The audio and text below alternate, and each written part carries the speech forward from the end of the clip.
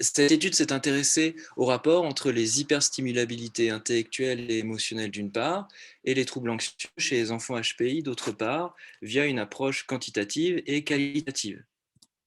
Elle reposait sur trois questions de recherche.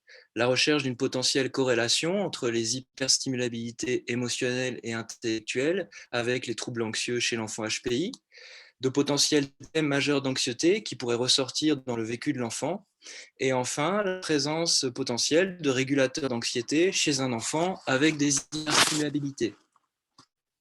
6 enfants HPI entre 6 et 7 ans ont été soumis à une évaluation quantitative de leurs hyperstimulabilités via l'OEQ2. Une potentielle transmission parentale de l'anxiété a été évaluée via l'échelle HAD.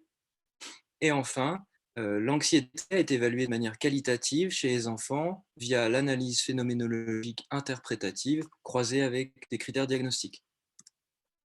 Les résultats quantitatifs suggèrent plutôt une surstimulabilité qu'une hyperstimulabilité en termes de grandeur chez ces enfants. Il semblerait également que ce soit plutôt l'hypothèse de Sword qui soit confirmée, c'est-à-dire que plus l'hyperstimulabilité intellectuelle augmente, plus l'hyperstimulabilité émotionnelle est grande.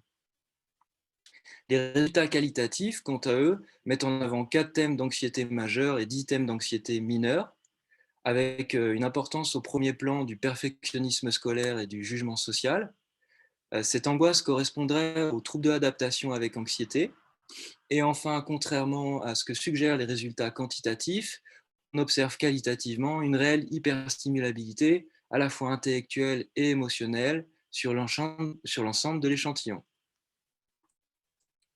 Cette différence entre résultats quantitatifs et qualitatifs peut potentiellement s'expliquer par un problème de déclaratif et une différence interculturelle, et elle nous encourage à nous intéresser à une mesure plus physiologique des hyperstimulabilités, avec potentiellement d'autres outils.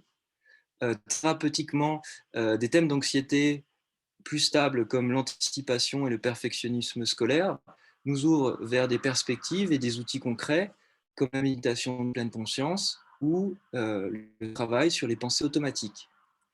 Enfin, l'apparition des compétences émotionnelles des parents et des fratries comme un régulateur efficace de l'anxiété chez l'enfant nous encourage à aborder l'accompagnement de l'angoisse chez l'enfant HPI à travers une perspective familiale.